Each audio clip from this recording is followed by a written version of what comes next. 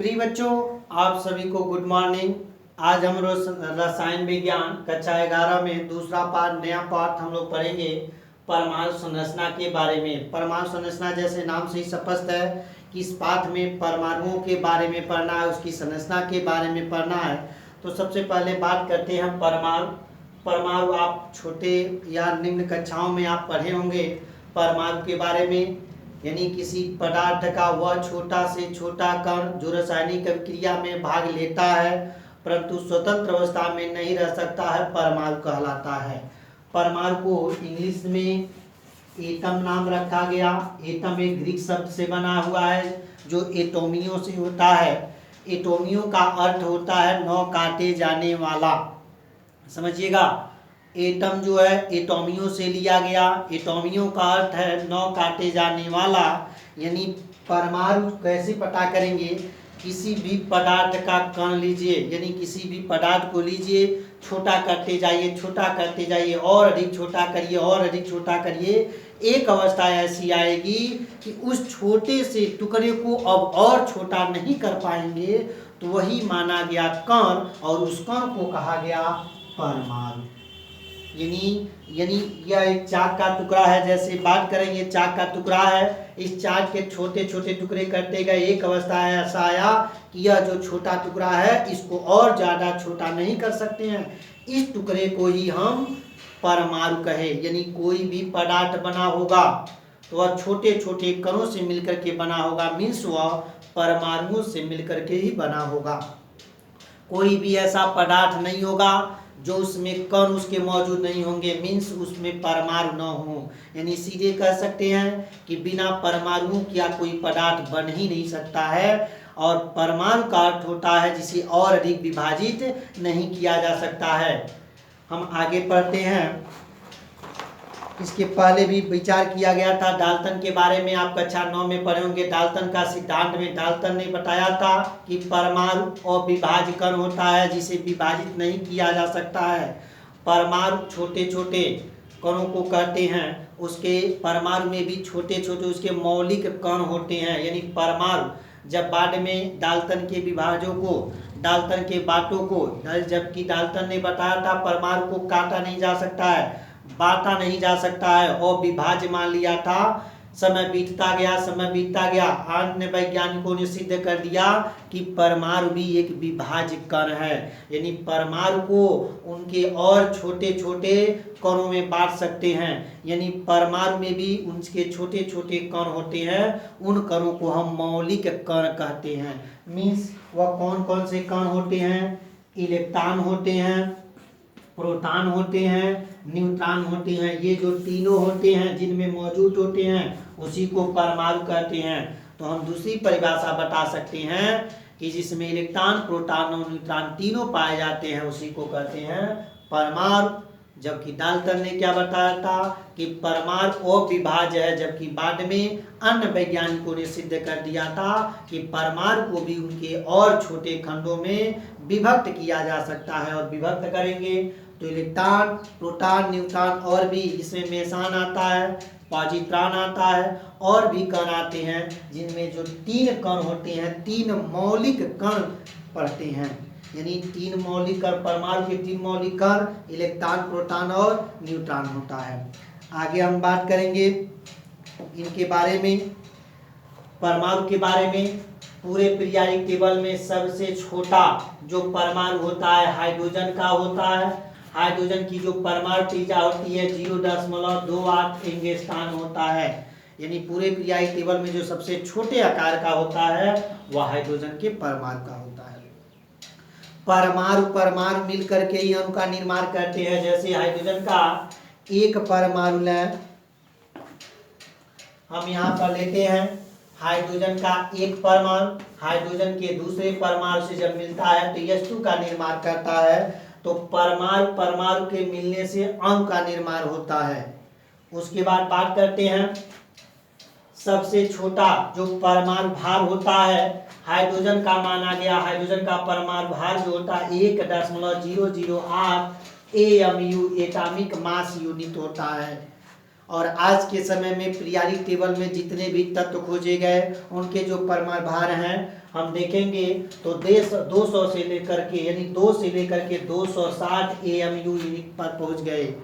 जबकि जैसे जैसे तत्वों की खोज होती गई परमाणु क्रमांक बढ़ता गया, परमाणु भार बढ़ता गया। हमको याद रखना सबसे छोटा जो परमाणु त्रिज्या होता है हाइड्रोजन का होता है, जो परमाणु भार सबसे छोटा होता है वो हाइड्रोजन का होता है। उसके बाद से हम इसी के आधार पर अन्य तत्वों की तुलना कर सकते हैं। जैसे बात करते हैं सोडियम का परमाणु भार 23 है, तो हम ये कह सकते हैं कि सोडियम के परमाणु भार का जो भार होता है 23 हाइड्रोजन परमाणु भार के बराबर होता है। मीन्स 23 हाइड्रोजन के परमाणु भार एक सोडियम के परमाणु भार के बराबर होते हैं। हम आगे बात करते हैं।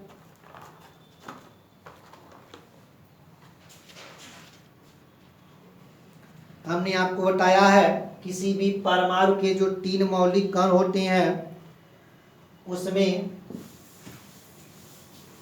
तीनों में देखेंगे, पहला है इलेक्ट्रॉन, दूसरा है प्रोटॉन, तीसरा है न्यूट्रॉन। इलेक्ट्रॉन हम जानते हैं, इलेक्ट्रॉन को E से दिखाते हैं, प्रोटॉन को P से दिखाते हैं, न्यूट्रॉन को N से दिखाते हैं।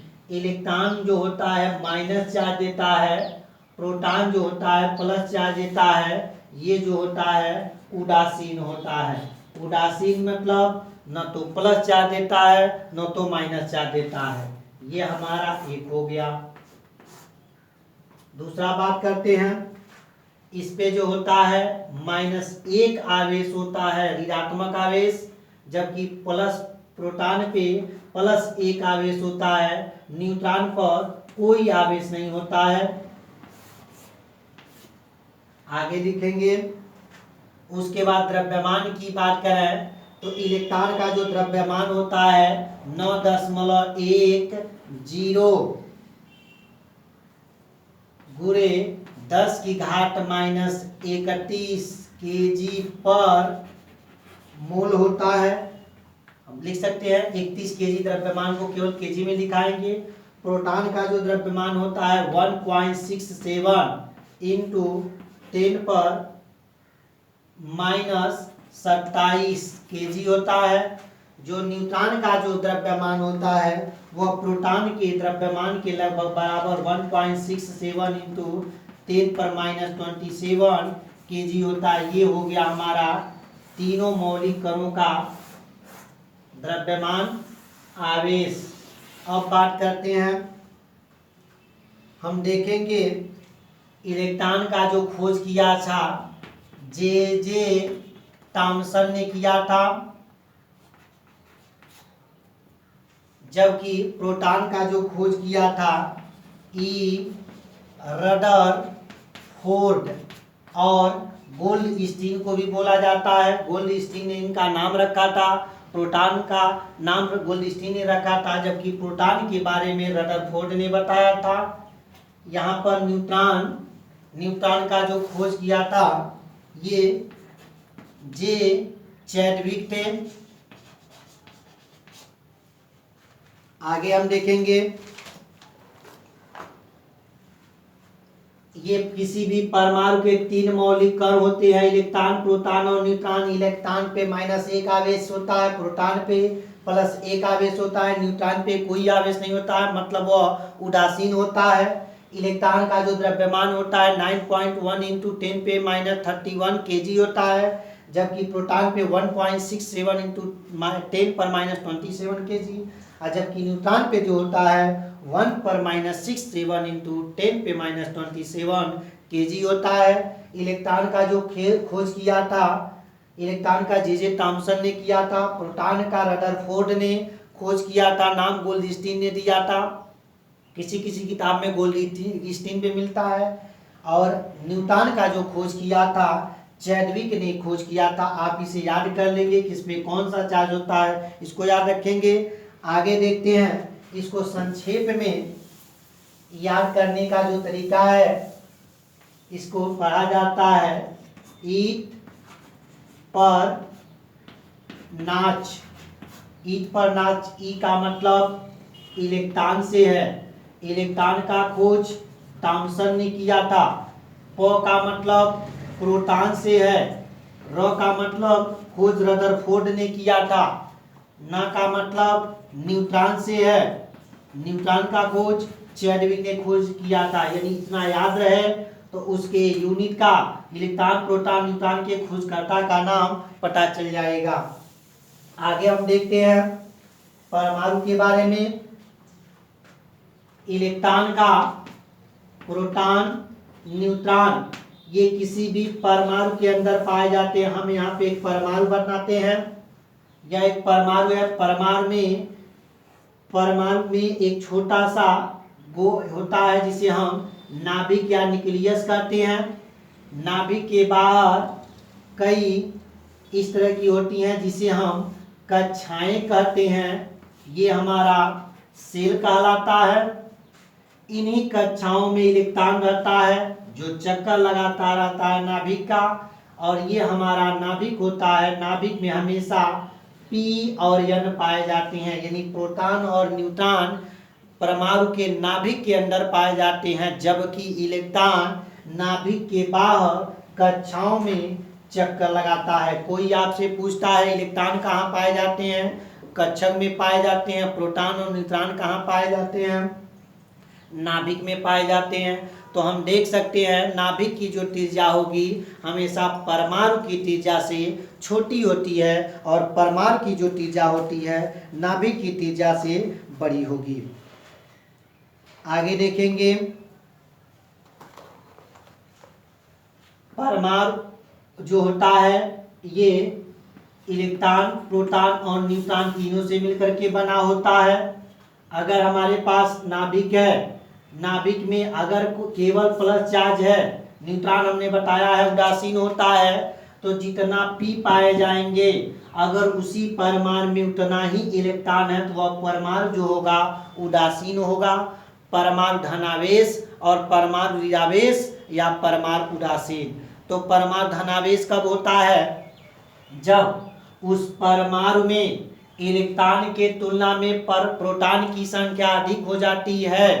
यानी बात करें, अगर हम देखते हैं यहाँ पर अगर 3 इलेक्ट्रॉन हैं और 3 प्रोटॉन हैं, तो 3 इलेक्ट्रॉन 3 प्रोटॉन यानी मीन्स ये हो गया 3 माइनस चार्ज 3 प्लस चार्ज उदासीन हो गया, तो परमाणु उदासीन होगा। अगर यहीं पर 2 इलेक्ट्रॉन आ गया, 1 इलेक्ट्रॉन बाहर चला गया और 3 प्रोटॉन हो गया, तो हम देखते हैं इलेक्ट्रॉन के तुलना में प्रोटॉनों की संख्या अधिक हो गई तो धनावेश परमाणु कहलाएगा।